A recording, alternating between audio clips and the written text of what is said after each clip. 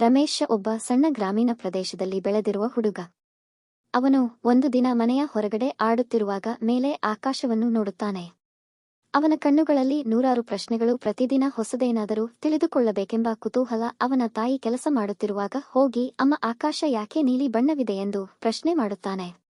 ಅದಕ್ಕೆ ಅವರ ತಾಯಿ ಆಕಾಶ ನಿಜವಾಗಿ ಬಣ್ಣ ಇಲ್ಲದದ್ದು, ಅದು ಬೆಳಕಿನ ಆಟ ಮಗು ರಮೇಶ ಎಂದು ಹೇಳುತ್ತಾರೆ. ರಮೇಶ ನಂತರ ಅಪ್ಪನೊಂದಿಗೆ ಬೇಸಿಗೆ ಹೊತ್ತಿನಲ್ಲಿ ಹೊಲದ ನಡುವೆ ನಡೆದುಕೊಂಡು ಹೋಗುವಾಗ ಸೂರ್ಯನ ಕಿರಣಗಳು ಬೇಲಿಯ ಹಿಂದಿನಿಂದ ಬೀಳುತ್ತವೆ.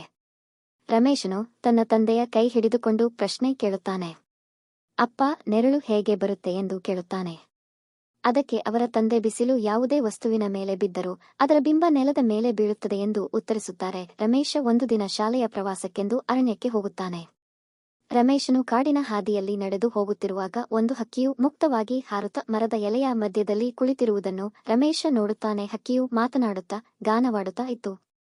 ಇದನ್ನು ನೋಡಿ ರಮೇಶನು ಆಶ್ಚರ್ಯದಿಂದ ಅಯ್ಯೋ, ಈ ಹಕ್ಕಿ ಮಾತಾಡುತ್ತಿದೆ ಎಂದು ಮನಸ್ಸಿನಲ್ಲಿ ಎಂದುಕೊಂಡನು. ಹಕ್ಕಿಯು ಅವನನ್ನು ನೋಡಿ ಹೌದು ರಮೇಶ್, ನೀನು ಕುತೂಹಲದಿಂದ ಕೇಳಿದಾಗ ಪ್ರಕೃತಿಯೇ ಎಲ್ಲವೂ ನಿನಗೆ ಉತ್ತರಿಸುತ್ತವೆ ಎಂದು ಹಕ್ಕಿಯು ರಮೇಶನಿಗೆ ಹೇಳಿತು.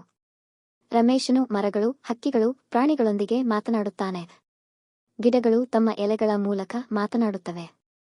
ಹಕ್ಕಿಗಳು ಹಾಡುಗಳಲ್ಲಿ ಕತೆಗಳನ್ನು ಹೇಳುತ್ತವೆ.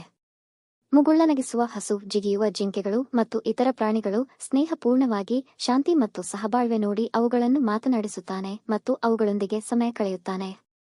ರಮೇಶ ಪ್ರವಾಸವನ್ನು ಮುಗಿಸಿ ಮನೆಗೆ ಮರಳಿದಾಗ ತನ್ನ ತಂದೆ ತಾಯಿಗೆ ಕರೆದು ಅಮ್ಮ, ಅಪ್ಪ, ನಾನೇನು ನೋಡಿದೀನಿ ಗೊತ್ತಾ ಎಂದು ಕಾಡಿನಲ್ಲಿ ನೋಡಿದ ಹಕ್ಕಿ, ಮರ, ಪ್ರಾಣಿ, ಪಕ್ಷಿ ಎಲ್ಲವೂ ಮಾತನಾಡಿದ ಮತ್ತು ತನಗೆ ಅದ ಅನುಭವವನ್ನು ಹೇಳುತ್ತಾನೆ. ಅದಕ್ಕೆ ರಮೇಶನ ಅಮ್ಮ ಹೆಚ್ಚು ಸಂತೋಷದಿಂದ ನಿನ್ನ ಕುತೂಹಲ ಮತ್ತು ಮುಗ್ಧತೆಯೇ ನಿನಗೆ ಪ್ರಕೃತಿಯ ಮಾತು ಕೇಳುವ ಶಕ್ತಿ ಕೊಟ್ಟಿದೆ ಮಗು ಎಂದು ಹೇಳುತ್ತಾರೆ.